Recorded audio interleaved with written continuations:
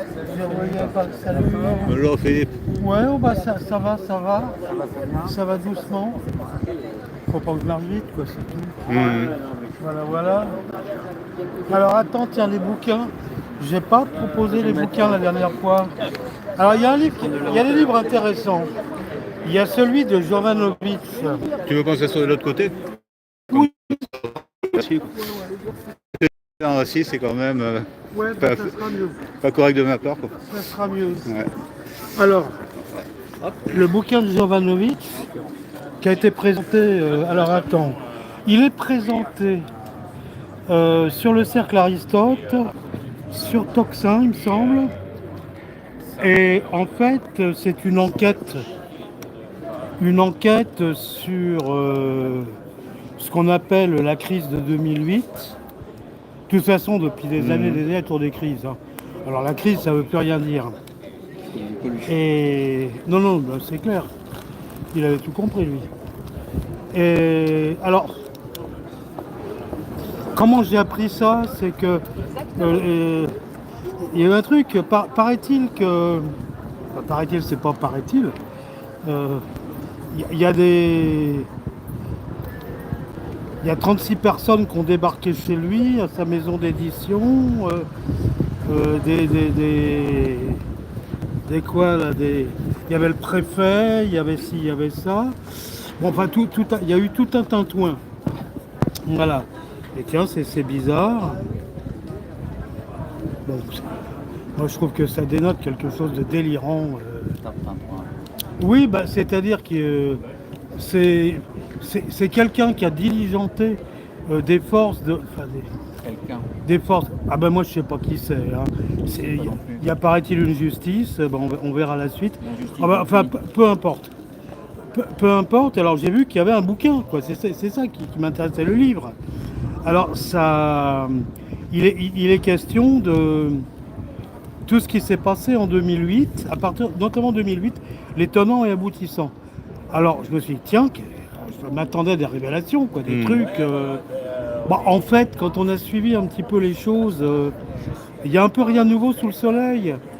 C'est bien ces ouvrages-là parce que ça fait comme une compilation de choses qui sont parues, soit dans des médias, soit pour les avoir entendues. Hein. C'est-à-dire que quand tu es un peu dans le monde des affaires, tu as des trucs qui te tombent dans le creux de l'oreille. Hein.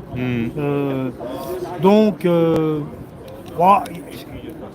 si c'est la parution du livre qui a fait paniquer le monde, ça n'avait pas lieu d'être, moi je trouve. Parce que globalement, on sait tout ça. On sait tout ça. Et puis bah, le grand public, il devrait le savoir. Alors moi, je ne sais pas pourquoi toute cette agitation.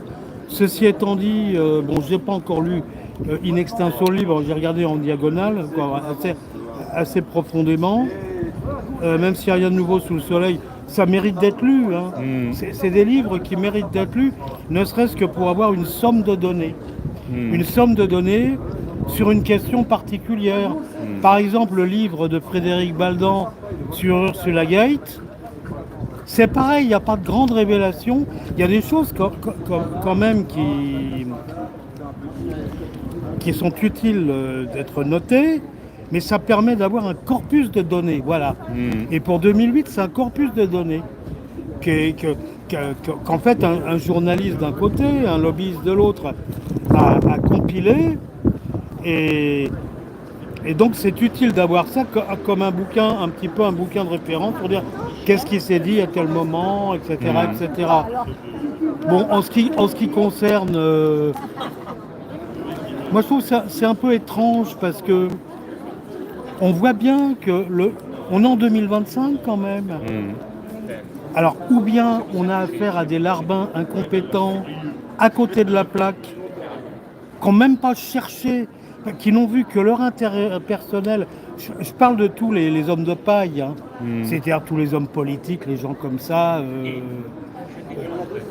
Tous ces gens qui se positionnent, enfin qui font tout... pour occuper des places éminentes, et à qui en fait on va souffler dans l'oreille, tu vois, en disant bah, ce serait bien que tu fasses ci, ce serait bien que tu fasses ça, ce serait bien que ci, ce serait bien que ça. Un peu comme on fait pour des journalistes. Hein. On dit ah non, non, parle pas de ça, mais tiens, mais par contre, si tu parles de ça, comme ci, comme ça. Bon, voilà, c'est un peu ça. Alors pourquoi j'appelle ça des hommes de paille? C'est parce que c'est pas eux les responsables finalement. Il faut croire qu'ils s'en rendent compte parce que ils plaident jamais la responsabilité. Ils disent ah ben non, non, non, c'est pas moi. Soit qu'ils aient menti de bonne foi, soit ils sont un petit peu conscients quand même des choses. On n'est plus du temps où on a eu des grands naïfs comme Bernard Tapie, qui est à la fois un homme d'affaires et un politique. Chose qu'il ne faut jamais faire, c'est complètement idiot. On a eu ça au 19e siècle. On a eu des gens qui étaient à la fois, qui avaient les deux casquettes. Parce que quand on est en démocratie représentative, et qu'on ne représente pas tout le monde, on peut représenter éventuellement ses intérêts. Mais on n'a jamais vu des grands capitaines d'industrie. Enfin, je pense à l'époque, les Dodge de la Meurthe, les De Vandel, enfin dans les vieilleries, là, des sidérurgistes, ce qui faisait l'Europe, voilà, là, ou le Barouampin à une époque, ou alors Solvay, machin. Ils n'étaient pas ni au Parlement, ni à la Chambre des députés. Ils avaient des gens pour ça, quoi. Ils disaient non, non, non, on va soutenir ton truc, on va faire un parti comme ci, comme ça. On faisait quand même encore à cette époque de l'éthique, mais c'était un truc à deux trucs, comment dirais-je, un processus à double machin, à double un milliard de bandes, quoi. Tu vois, c'est-à-dire, il y en a un qui dit, bah tiens, je te suggère ça, c'est dans mon intérêt, ou c'est dans un autre intérêt de classe. Hein, parce que finalement, c'était ça à l'époque. Et puis, il faudrait faire en sorte que, par exemple, faut pas faire de l'éthique ou de la politique au petit pied. C'est-à-dire, par exemple, si on repense à l'histoire de la colonisation, bon, je vois ceux qui s'excitent en disant « Oui, mais c'est la gauche qui a la colonisation, etc. » C'était Jules Ferry, effectivement, qui a dit il faudra en sorte que ça ne sert à rien de s'énerver. La colonisation, il n'y avait pas que les Français qui en faisaient. Il y avait aussi les Anglais, les Français, les Allemands sont venus à peu près à la même époque aussi. Et puis d'autres qui faisaient une autre forme de colonisation. Il y a une sorte de course aussi à la colonisation à l'époque. Oui, mais attends, ça faut oublier ça. Le phénomène, faut voir le phénomène lui-même. Comment la colonisation a été possible? Pourquoi cette colonisation-là? Pourquoi elle s'est faite comme ça? Et là, on comprend un petit peu mieux les choses. Alors il y a différentes façons d'approcher les problèmes. Mais le problème, c'est que tout d'un coup, si tu veux être une société capitaliste, que notamment par exemple la mécanisation, l'industrialisation, mais au sens de mécanisation, automatisation, des trucs comme ça, ont te permis de libérer du travail, dégager en tout cas des profits, des profits illusoires. Hein. C'est des profits, c'est presque des profits comptables ces trucs-là. C'est-à-dire qu'au bout d'un moment, c'est de la monnaie de singe que tu fabriques. C'est-à-dire que, comment dirais-je, tu vois la situation actuelle, c'est un peu comme un commerçant. Un commerçant, il se dit, chic alors, j'achète tant, j'en revends à tant, j'ai ma marge qui correspond à l'énergie qu'il dépense. Bon, je crois qu'elle ne devrait pas être si énorme que ça. J'oublie les systèmes sociaux et l'environnement, hein. J'oublie tout ça. Et puis tout d'un coup, il y a une occasion qui fait le larron. Une occasion qui peut éventuellement durer. Ça peut être éventuellement une rente de situation, etc. Mais au bout d'un moment, ça s'essouffle tout ça. C'est-à-dire que c'est la valeur... c'est même plus une valeur, c'est le prix que tu as. Tu devrais facturer 10, tu factures 50. Alors tu vas récupérer 50 sous une forme ou sous une autre. Mais si tout le monde s'amuse à ça, au bout d'un moment, les 50 prendront 10. Alors on appelle ça la hausse des prix. Dans un autre jargon, ça peut être l'inflation, mais l'inflation de la masse monétaire. C'est-à-dire que la monnaie, elle s'accroît, Et puis en aquarium, chaque coupon, chaque billet, ça vaut moins. C'est une convention tout ça, c'est pas autre chose. Alors tout d'un coup tu te retrouves, t'as pu créer des choses absolument invraisemblables grâce à la mécanique, grâce t'as besoin de moins de travailleurs, et bien les travailleurs tu les as. Parce que la santé s'est quand même améliorée. Les gens vivent plus longtemps en meilleure santé. Par rapport, je sais pas, à l'Angleterre de 1825, 1830, où ne serait-ce que dans les mines, les ouvriers crevaient comme des mouches, il fallait les remplacer. Donc avoir aussi quand même des médecins qui se disent, ah ben non, voilà, je dirais l'Angleterre de la première moitié du 19e siècle, c'est quand même un peu l'hécatombe. Enfin bon, passons. Donc tout d'un coup, tu as des travailleurs en plus et surtout de l'argent en plus. Ah mais où est-ce qu'on va le mettre? Le problème s'est posé à tout le monde. Hein. Ah ben oui, mais où est-ce qu'on va le mettre? Qu'est-ce qu'on va en faire de ça? On est arrivé... voilà. Alors à chaque fois, il faut sauver le capitalisme. Donc il faut sauver ceux qui en fait... les possédants en fait, parce que ça revient à ça. C'est-à-dire ceux qui veulent conserver leur mode de vie, leur avantage, leur machin, leurs illusions avec, et tout. Alors c'est là que tu vas investir ailleurs, jusqu'à l'absurde, parce que quand on pense pour les Français à la conquête de l'Algérie, à part faire la nique aux Anglais en disant non, ils vont tout bouffer, ils vont tout faire ci, ils vont tout faire ça, on va être emmerdé par le grand capital britannique, parce que c'est ça surtout. Ils vont finir par nous encercler, je sais pas quoi. L'histoire est là quand même pour le dire. Il a fallu réagir. Enfin, l'Algérie, qui n'existait pas, hein, c'était l'Empire ottoman. Il y a un côté un peu ridicule. Les Français ne se sont pas trompés puisqu'ils ne voulaient pas y aller. L'Algérie française, si on veut, depuis 1830, elle a été faite en très grande majorité par des Italiens, des Espagnols à qui on donnait le passeport français. À qui on disait, on va vous donner des terres, on va voler des terres, parce que c'est vraiment ce qui s'est passé. Hein.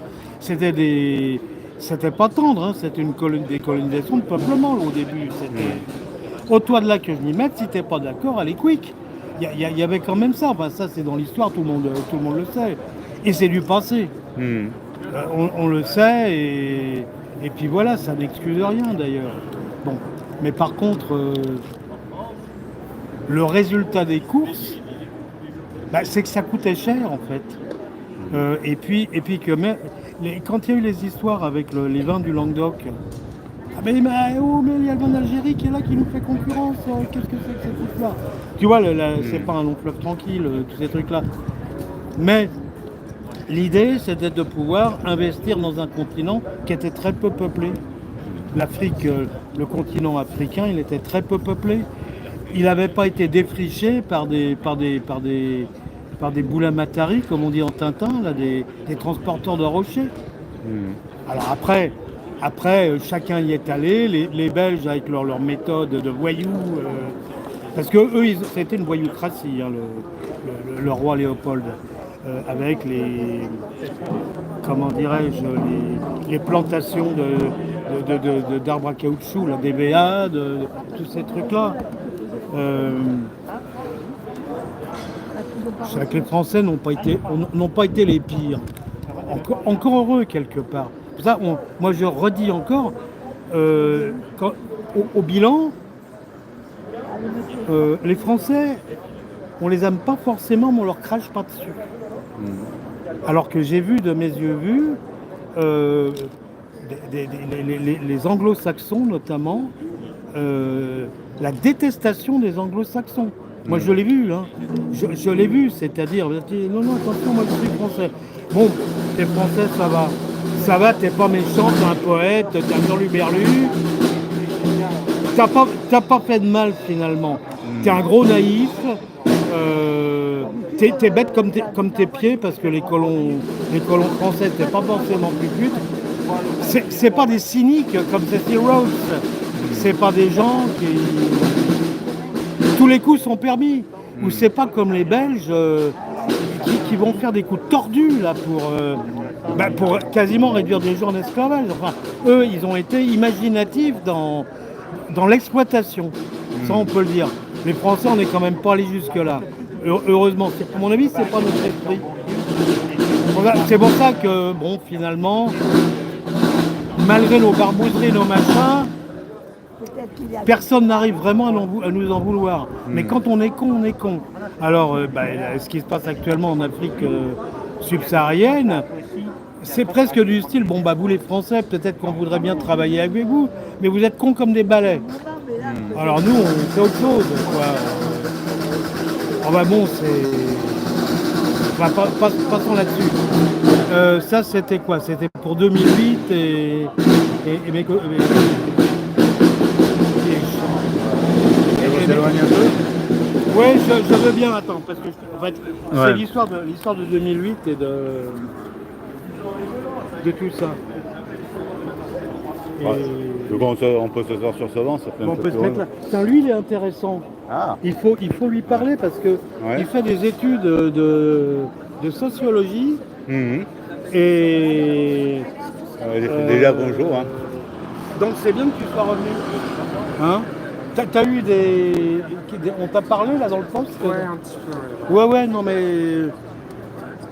il faut quand même que je passe d'un sujet à l'autre. Hein. Ah ouais. Que tu vois un petit peu dans l'histoire, si tu veux. Regarde quand même l'histoire de la deuxième moitié du XXe siècle. Ça, c'est vachement important. J'avais pensé à quelque chose. Attends, c'est dommage parce que j'avais élaboré quelque chose. On a tiens, je lui dirai ça la prochaine fois. Et puis, je ne sais plus comment j'avais pris la chose dès le début. C'est-à-dire comment, en fait, nos sociétés d'Occident, hein, c'est valable dans... C'est tout l'Occident qui est comme ça. Tout l'Occident et ses affiliés, c'est-à-dire on retrouve la même chose en Australie, au Japon, avec des chronologies un petit peu différentes, mais c'est comment ces sociétés se sont délitées progressivement et que le mouvement des Gilets jaunes, en fait, c'est pas tellement les oubliés de l'histoire. C'est une cause, un effet attendu d'une cause. Quand les choses tout d'un coup se mettent à se déglinguer, que les États en tant qu'États n'ont plus prise sur les réalités, ça reste que des espèces de gestionnaires, je ne sais pas comment appeler ça, mais des Gauleiters quand même. Mais à Gauleiter, il y avait encore Adolphe. Il y avait encore ça. Là, tu n'as plus rien de tout ça. L'Union européenne, c'est une foutaise. C'est une foutaise totale. C'est un truc qui a été mis. En fait, la justification de ça, alors elle peut être un peu ancienne selon les uns. C'est le nouveau monde. Et puis, alors, comme il y a le nouveau monde entre deux océans, et puis le nouveau monde, ça peut être le monde entier, ragnagna. Bon, il y en a peut-être qui ont eu ce fantasme-là. Moi, je n'étais pas né. Mais en tout cas, après la Deuxième Guerre mondiale, il y a eu quelque chose de concret. Il y a un machin qui s'appelait l'Ouest, il y a un autre machin qui s'appelait l'Est. Il y avait un gâteau qui s'était à peu près partagé, je dis bien à peu près. Hein. Alors, il y aura une zone d'influence qui sera là, une zone d'influence qui sera là. Et avec le grand chef d'orchestre de l'Ouest, c'était à Washington que ça se passait. On écrivait les paroles et la musique. Il fallait juste, un peu comme les chansons internationales, faire des adaptations selon les différents pays. D'ailleurs, c'est assez drôle parce que c'est de voir ce que chantaient ou les musiques qui étaient jouées aller entre 45 et juste après la guerre. 45 jusqu'à 50, etc., etc. On va retrouver les mêmes trucs, on va retrouver une influence, c'est-à-dire cette espèce de jazz un peu doucereux, avec, alors, t'as des phénomènes, alors t'as Yves Montand, qui fait la pub pour l'ami américain, mais au Japon, t'as... Kasagi Shizuke, par exemple.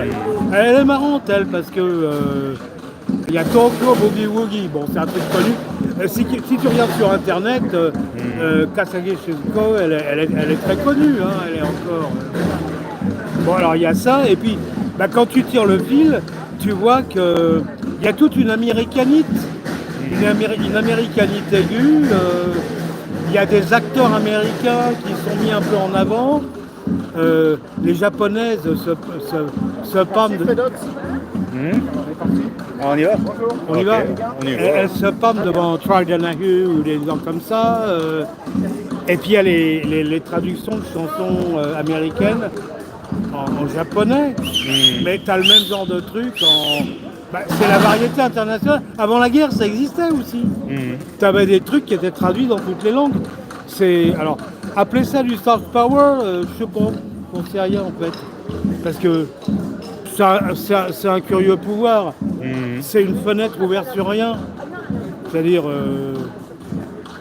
en fait, si je regarde avant la guerre, bon, je dis les choses un peu comme ça. Le jazz, le vrai, c'est-à-dire les musiciens afro-américains, ces choses-là, dans les années 30, alors les années 20, les années 30, alors il y a des Français, évidemment, ça leur plaisait, mais parce qu'ils prenaient ça comme une musique sérieuse, ils le prenaient sérieusement. Mais qu'est-ce qui était mis en avant à travers l'industrie du divertissement? C'était pas tellement ce jazz-là. Et puis en plus, quand on sait qu'il y a eu des manifestations avant la guerre, alors des manifestations, c'était violent. Hein. Il y a des gens qui ont parlé de ça, pas que des journalistes, des livres qui ont été écrits, des gens de Harlem qui manifestent, des Afro-Américains, qui manifestent, et il y a le portrait de Staline qui sont au Parti communiste. Hein. Il y a des trucs comme ça, parce que, voilà, je peux citer Paul Robeson, qui est le plus propre sur lui de la bande. Regarde ce qu'il a dit pendant le McCarthyisme. Robeson comme une robe. Hein. Tu vois, il y avait quelque chose comme ça. Alors, c'est pas cette musique-là. C'est pas, disons, cette espèce de truc gentillette, Saint-Germain-des-Prés, Boris Vian, Sidney Bechet. Tout ça, c'est pour épater la galerie, quoi. C'est un peu ridicule. Non, le solide, et puis il y avait une histoire musicale qui s'écrivait. Ah oui, mais attention, c'était pas ça l'Amérique. C'était pas ça, c'était l'Amérique de Washington, celle de Jean Monnet, celle de... Tu vois ce que je veux dire? C'est-à-dire, ça, c'est pas l'Amérique bien propre sur elle, qui est là pour faire de l'influence en Europe, et puis pour s'occuper de tout, et tout régenter, de peur que le gâteau lui échappe. Parce que c'est ça, il y a une crapulerie là-dessous, hein, il y a quelque chose d'assez crapuleux. Bon, et... Attends, pourquoi je te parle de ça? Moi, je perds le fil de mes trucs, moi. Tu sais, quand on a beaucoup de choses à dire, et qu'on prépare rien, on se mélange. On se mélange vite les pinceaux. Alors, enfin, bon... À cette époque-là, il y avait quelque chose d'un peu cohérent malgré tout. Mais surtout que les nations existaient encore. L'Allemagne avait son quant à soi, elle avait perdu la guerre avec son quant à soi, elle avait dû passer sous les fourches codines. Les Américains ont été très gentils avec les Allemands, ça, il n'y a pas de problème. Ils ont passé l'éponge sur beaucoup de choses. Oh bah bon, passons. La France, bon, elle s'en est tirée curieusement. L'Italie, bon, évidemment, sous haute surveillance aussi. Il y avait, quand tu étais dans les années 60, quand tu étais en Italie, tu étais en Italie.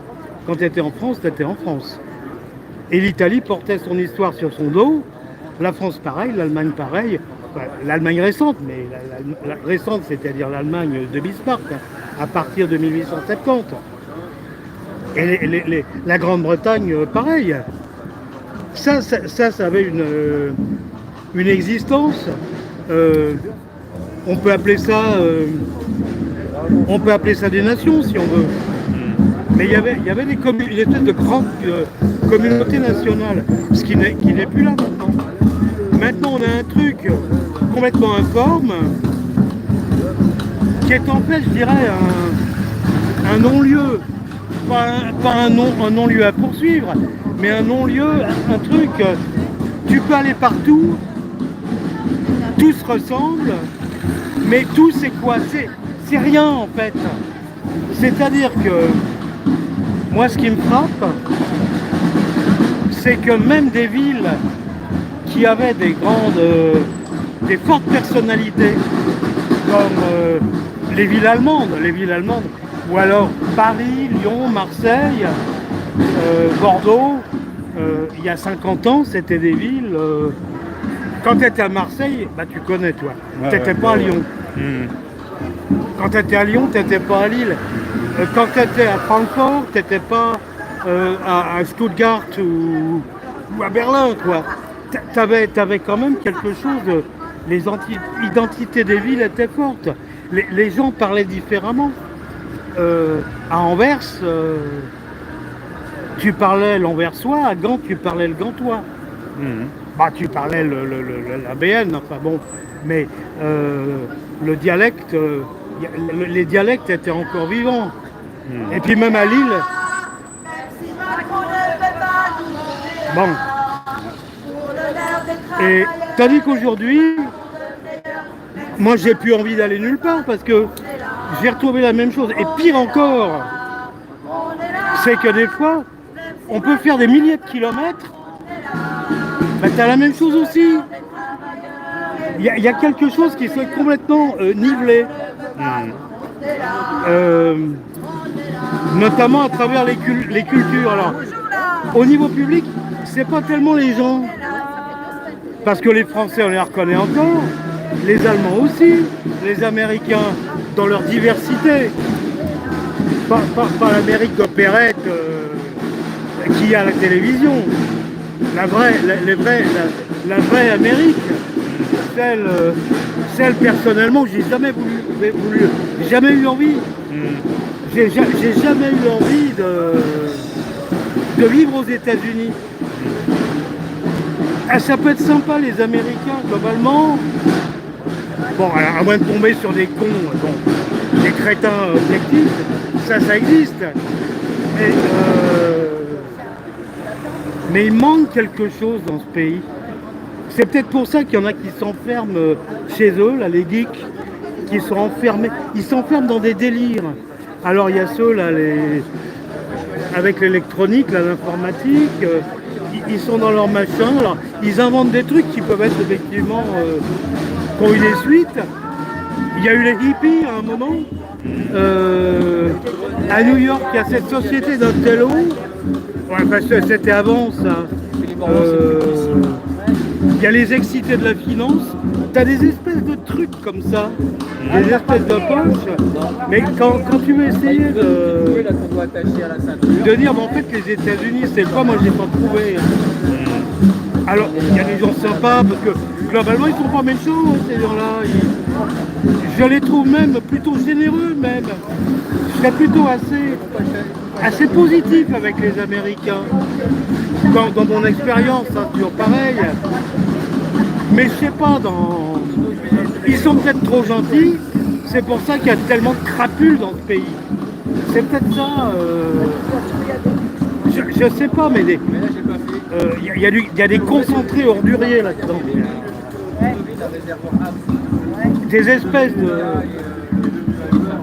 Des espèces d'impuissants métaphysiques. Ah ben Bill Gates, tiens, je crois que c'est ça. J'ai jamais vu. Tout est au service de la crapulerie. Tu vois, c'est ce style de gens. C'est des impuissants, des gens qui on dirait qu'ils se battent dans leur névrose, ils se tapent la tête contre les murs. C'est des fous, hein, ces mecs-là. Tu vois, moi je pense à lui parce qu'il est tristement célèbre. Mais qu'est-ce qu'il pourrait... Oh, chez les Rockefeller, il y en a pas mal. Il y a tout là-dedans, en fait. Les Rockefeller, c'est une véritable pieuvre, ce machin. C'est... T'as le pire comme le meilleur.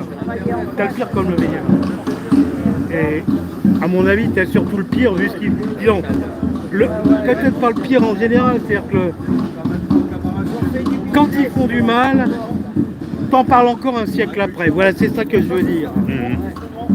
Mais bah, c'est vrai que quand ils font du bien, c'est vrai que t'en parles plus beaucoup après. C'est bizarre, ça.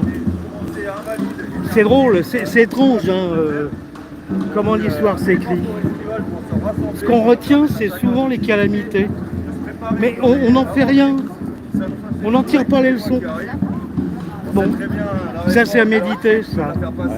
Je vais zoomer sur l'AFP, Agence France Presse ou... Non mais tu sais, ça va, on a compris. Hein. On a compris que tout ça, c'est une bande de larbins. Bah, maintenant, c'est des putains. Hein. C'est putassier. Les journalistes, de toute façon. Ou bien c'est des lâches. Bon bah ils font leur métier, comme on dit, sans se poser de questions. Quand ils démissionnent pas.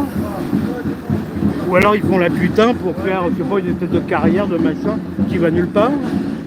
Peut-être que c'est pour avoir une bonne retraite. Bah, ils veulent peut-être un enterrement en première classe, comme au 19e siècle. Je sais pas, quoi, c'est de l'art de perdre sa vie, on dit leçon. Les hommes politiques, c'est à ça qu'ils me font penser, parce que... Mais mettre ça en exemple même, tu vois, comme... tu vois quoi ça ressemble à un yacht. Un yacht, tu vois, un yacht, c'est moche. Bon. Mais quand tu vas en croisière, sur ces trucs-là, à part te saouler la gueule, baiser avec tout et n'importe quoi, sniffer de la cocaïne, etc. Tu vois de la flotte et tu t'emmerdes. Alors tu t'arrêtes, je sais pas, sur l'île de Trucmus en Grèce, et puis voilà. Puis après c'est une autre île. Et puis après c'est je sais pas quoi. Quel destin. Ouais. Tu vois ce que je veux dire? Ouais, bien sûr. Et c'est ça qui est mis en avant. Et c'est ça qu'on dit à des gens idiots, à des crétins, en disant ah bah oui, mais il a un yacht lui. On est où là? On est où? Salut. On est où? C'est quoi? C'est des valeurs? C'est quoi ça? C'est quoi? Moi j'ai toujours pas compris. On va dire, ça rappelle un peu le petit bourgeois. Oui, c'est un salaud ce mec-là, mais il gagne de l'argent. Alors on peut tout lui pardonner. Tu vois, ça me rappelle ça. On est dans les chiottes. C'est aussi con que des paillettes à la télévision. C'est de bas étage. Ah bah, faut pas s'étonner après. Faut pas s'étonner. Moi, ça me rappelle un truc. Bon, c'est peut-être pas un grand rapport, mais c'est un peu l'idée de... Parce que tu vois ça, t'es pas considéré, t'es un petit bourgeois merdique, et puis tu veux arriver, bon, je ne cite personne là, je pense à personne. En fait, t'es une espèce de... peut-être pas de petite merde, t'as tes qualités, mais enfin, c'est pas grand-chose. Et tu veux réussir. Et tout d'un coup, il y a un événement qui fait que... Clic. Voilà, là. Comme on appelle ça, l'alignement des planètes, là, je sais pas quoi, enfin, les conneries comme ça. Et puis... Oh, mais ça va pas. Qu'est-ce qu'il a, c'est le drapeau palestinien qu'il n'a pas apprécié. Le drapeau palestinien, oui. Non mais alors bon, c'est vrai que moi je comprends pas pourquoi il est là, mais je laisse le drapeau palestinien là où il est. D'ailleurs, en quoi ça nous concerne? Tu as peut-être la réponse, mais cette excitation... À propos de la Palestine? Non mais attends, la France ne compte pas là-dedans. J'ai une vision personnelle sur ce sujet. En fait, explique-moi. Alors, c'est un truc à côté. Hein. Oui, vas-y. La gauche et la droite, ils ne peuvent pas, ils refusent de se poser la question de l'Europe. Par contre, ils se disputent sur la Palestine. Alors la gauche, eux, ils sont pour, et l'extrême droite ou la droite, c'est plutôt de l'autre côté, tu vois. Ils se disputent, D'accord, mais attends, parce qu'ils ont besoin de ça pour exister. une fausse opposition. Mais c'est même pas de l'opposition. C'est dire on existe. Alors ils vont épouser les querelles des autres. C'est comme ça que ça me fait penser à La ça. France, qu'est-ce qu'elle peut faire? C'est sujet qui rien. peut changer. Voilà, c'est ça. On n'a aucune influence. C'est du hors-sujet politique. C'est du hors-sujet, quoi. Alors quand je vois avec le drapeau palestinien, bon, moi je trouve ça... En plus, je me suis fait dire qu'en 1967, une solution avait été proposée avec un truc à 2 États. Et pourquoi on l'a pas fait? Il aurait pu y avoir, bon, il y a un État juif. Bon, ça y est, il est là. Il est là, et en plus, tous ceux qui ont émigré en Israël, ils ont tellement bossé. Déjà, il y avait des juifs à cet endroit-là. Tel Aviv, c'est en grande partie, tu vois, c'est comme des villes en Tunisie, Sfax, machin truc. Il y avait quand même... Les juifs sont là depuis des siècles et des siècles. Bon, ils étaient déjà là. En plus, il y en a qui s'amènent. Peu importe le bien fondé du truc ou pas. C'est la situation. Et puis il y en a qui ont cru, ça s'est pas forcément passé facilement. On se retrouve en 67, c'est-à-dire combien? 20 ans après. Et il y a quand même un sacré boulot qui a été fait. Faut voir ce qui a été fait, faut voir ce qui a été positif.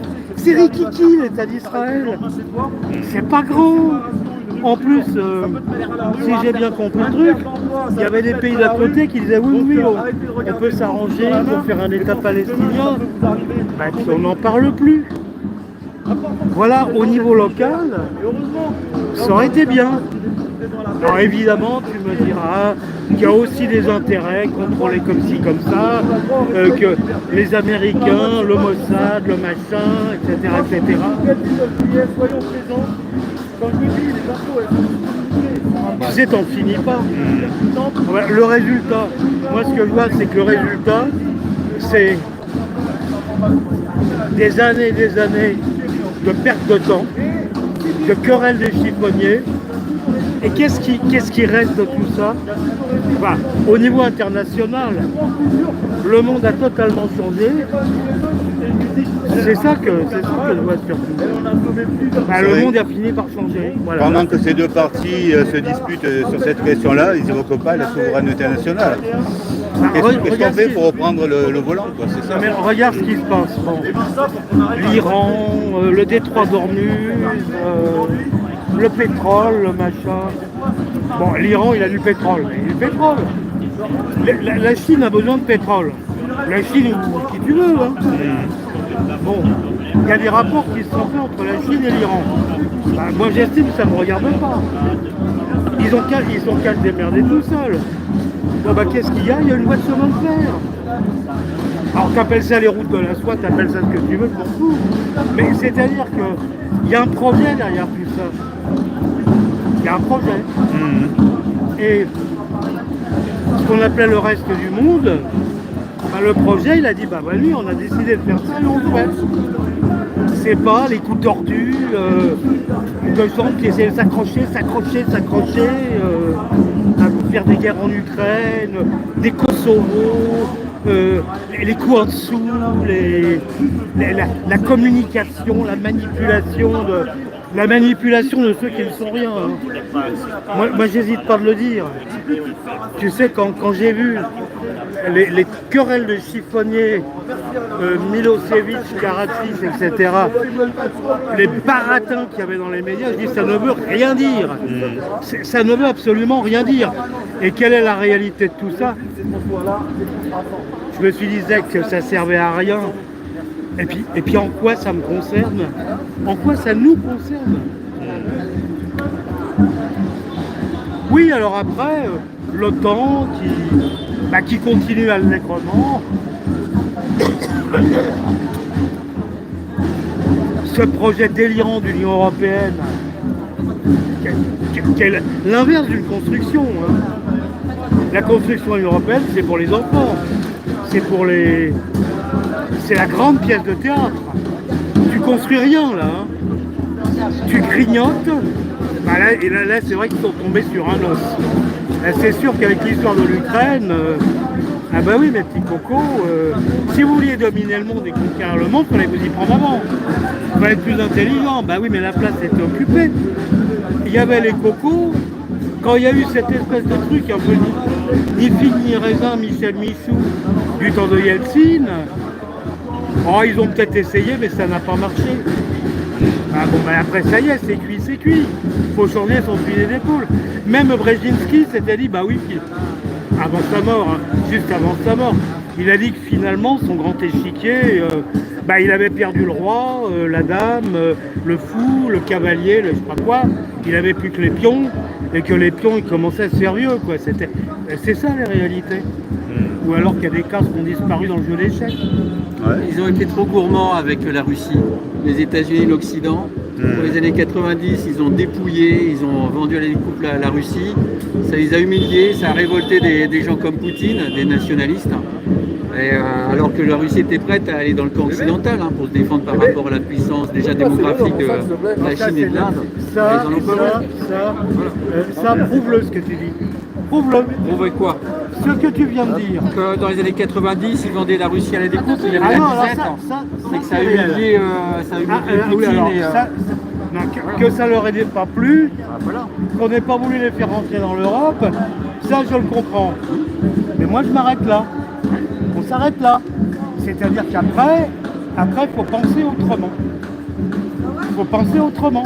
Mais moi je reconnais bien là l'occidental intoxiqué par la propagande et qui de toute façon ne veut pas lâcher le morceau. Et voilà, c'est ça le truc. Il faut avoir de l'humilité. Là tu fais de la projection par rapport à ce que je pense, je suis pas occidentaliste. Moi je m'en fous, je veux que les peuples soient en liberté partout. Que tout le monde soit respecté, qu'ils soient en Afrique, en Chine, en Inde. Bon, alors, je suis pas occidentaliste, alors, moi, voilà. je suis pas... Alors, tu t'arrêtes dans ton développement. Tu t'arrêtes dans ton développement. Ce qu'a voulu faire à un moment, ce qu'a pensé faire la Russie, c'est ce qu'elle a pensé faire pour des raisons qui sont... Quand elle a vu que c'était pas possible, elle a tourné son fusil d'épaule. Et puis basta. Moi, j'ai rien à en dire de plus. Le reste, c'est l'histoire qui continue. En plus, je peux pas dire beaucoup là-dessus, moi. Alors, hein. Ça continue avec l'Ukraine, hein. L'Ukraine c'est lié à ça. Hein. On met des missiles nucléaires de plus en plus près de Moscou. C'est grave, tu sais. Oui, mais ça, les États-Unis, quand on leur mettait les missiles à Cuba, ils ne l'ont pas accepté. Hein. Et Cuba, c'est encore des milliers de kilomètres de Washington. Non, là, c'est plus que quelques centaines. D'accord. Il y avait des missiles en Turquie, non? Oui, voilà la réponse. Alors, mais par contre... C'est parce qu'il y avait les missiles états-uniens en Turquie que l'URSS a mis ses missiles à Cuba. Absolument. Et voilà, après ils ont négocié et chacun a retiré ses missiles. Voilà. Et ça, tu pouvais lire ça en 1964 dans le journal L'Humanité, organe central du Parti communiste français. Mais ça, c'est bizarre, ce truc-là. Ça a été oublié. Oui, les missiles en Turquie, on n'en parle plus. Ah, c'est comme c'est On bizarre. parle de ceux de Cuba, mais pas ceux de Turquie. Eh ben voilà, c'est-à-dire que la mémoire, elle est sélective. Ah oui, parce qu'il y a dans la propagande occidentale. Tu vois. Eh ben voilà. Eh ben la L'Ukraine, pareil, eh ben, la propagande oui, mais quand occidentale. on est dans la propagande, c'est que des mots, hein. C'est pas autre chose que ça. Les mots, c'est pas les réalités. Eh ben voilà le résultat. Voilà. Ben oui, mais voilà le résultat. Le résultat, ben, il n'est pas beau à voir. Ben, pas chez nous en tout cas. C'est vrai ça. Il y a un tropisme encore. Parce que moi j'aime bien écouter les géopoliticiens, tous ces trucs-là, ou les lire. Mais par contre, c'est qu'une partie du problème. Faut savoir ce que disent les autres. C'est déjà ça c'est déjà le premier truc. Le deuxième truc, faut comprendre. C'est-à-dire comprendre, c'est pas le mot exact. Faut faire un travail presque schizo pour dire, mais c'est très vrai par rapport à la Chine. Qu'est-ce qu'il y a dans la tête de tel ou tel Chinois, du peuple chinois, pour quelle perspective il y a en question de politique, de géopolitique internationale. Mais c'est pas le même langage, c'est pas la même vision du monde, c'est pas du tout les mêmes choses. C'est vachement compliqué ces trucs-là. Alors ici on est très primaire. Alors tant que le reste du monde n'avait pas, en tout cas la force qu'il a, je dis bien la force, tout le monde s'en foutait, maintenant il a la force, il a la puissance. Alors la puissance c'est quoi? C'est que ce soit en Chine, en Inde, en Russie en tout cas actuellement, les peuples, tous les peuples d'Inde, tous les peuples de Chine, tous les peuples de Russie se disent qu'en fait, la direction que prennent leurs pays, ça vaut la peine. C'est ça la puissance. Bon ben on fait ça, mais je crois que c'est la bonne direction. Voilà, c'est ça ce que chacun pense. Bah oui, mais pour savoir ce que ça veut dire, bah, il faut vivre dans le pays, il faut être... Tu vois ce que je veux dire? Bah, c'est même un diplomate, comment dirais-je, quelqu'un qui vit pas dans le pays, même s'il le connaît bien, ça peut pas fonctionner. Il ne peut qu'assister à des choses. Tu vois, faut faire un effort de changer de personnalité, ce qui est extrêmement difficile. Alors on peut dire, bon ben voilà, on prend ni parti, au mieux on prend ni parti pour l'un et pour l'autre, et on dit, bah, comment peut vivre tel, je sais pas, des Chinois, comment peut vivre des Français, et comment on peut goupiller les choses. Moi je filme une abomination derrière. Le Tintin et le Capitaine Haddock. Mais c'est ringard ce truc. Moi je trouve que ça m'aurait amusé il y a 50 ans. Ouais. Peut-être que là, ou même à la limite, tu sais, il y a eu des bandes dessinées comme ça. Mais alors maintenant, bah, c'est du radotage. C'est comme tous ces trucs de féminisme, LGBT trucs mûches, c'est du radotage. C'est un machin qui a pourri sur pied. Les débats, ils ont eu lieu. Ils ont eu lieu depuis longtemps. Les outrances, qui étaient les outrances assumées, et qui étaient même, comment dirais-je, pas respectables, je ne sais pas quel mot employer, mais qui avaient le mérite d'exister. Des trucs comme Ménic Wittig ou je sais pas quoi, ça avait le mérite d'exister vraiment. Mais alors maintenant, oui, c'est une espèce d'entre-soi, de radotage, tout le monde s'en fout en fait. Il y a beaucoup de gens ici, ils en ont rien à brère quoi. Mais qui, par exemple, je sais pas, j'habiterais ici, voir Tintin en train de rouler une pelle au Capitaine Haddock. Bah moi j'aime pas les barbes déjà. C'est cucu la breloque. Ouais. Moi je trouve que c'est cucu la breloque, c'est pas. Bah c'est comme le machin de comment ça s'appelle les Jeux Olympiques. Déjà les Jeux Olympiques ça m'intéresse pas. À l'ouverture de la scène. J'ai trouvé ça cucu la breloque et je me suis mis un peu à la place de ceux qui ont regardé ça, à qui ça plaisait pas. Bah attends, mais c'est un truc des Jeux Olympiques. En principe, on est là pour un peu fédérer, tu vois, c'est le truc à la con. C'est le truc à la con, les Jeux Olympiques, c'est cucu la breloque. C'est pas con. Pendant les Jeux Olympiques, les Parisiens étaient enfermés. Oui, mais c'est grotesque, il y en a beaucoup qui sont partis, il y en avait plein. Le long de la Seine, du côté la Sèvre Babylone, rue Saint-Dominique, jusqu'à ce coin-là, des gens du 7e de ça, qui se sont tirés. Il y en a beaucoup qui sont « Ah non, je veux pas être là !» Et c'est vrai que quand tu pensais dans ces quartiers-là, c'était un peu vide. Et puis un jour, je vais souvent dans un petit caboulot du côté de la rue Guénégo, enfin bon, rue Mazarine, machin. Bon, alors, il y avait les grilles et tout. ça t'ennuie pas les Jeux Olympiques? Dire, ah si, c'est chiant. Il y a une dame qui était là, elle dit, mais faut que je monte un outbreak pour rentrer chez moi. Enfin bon, elle n'était pas contente. Puis après, je me dis, bon, moi, je m'en vais. Je veux pas voir ça, je vais à la campagne. Moi, j'y suis déjà, mais je vais encore plus loin. Et puis, je reviens au mois de septembre, octobre, je sais pas quoi. Je dis au bonhomme, mais alors, pendant les Jeux Olympiques, tu as travaillé. Ah, sujet ne pas aborder. Et il n'avait personne. Il n'avait personne. Et puis, c'était même pas possible pour un salarié. Il ne pouvait pas prendre comme ça ses vacances, etc. Il a dit, mon chiffre d'affaires, il était éliminé par 5. Ah, c'est sûr. Oui. Mais il aurait dû être multiplié par 5. Oui, mais si non, ça avait été, Mais, alors j'ai dit, mais tes collègues là, ils disent, mais c'est tout pareil.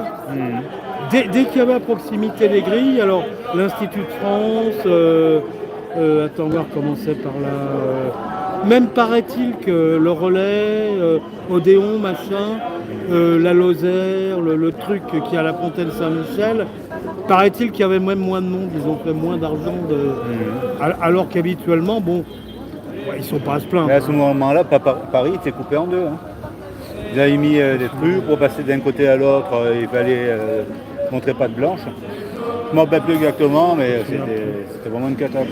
Oui, alors, j'arrive comme ça, et puis on veut aller, oui, comme ça, avec un copain du côté de l'Institut, je sais pas quoi. Et puis tout d'un coup, bon, je vois qu'il y a des contrôles de flics. Alors, je dis à un flic, on est comme pendant l'occupation.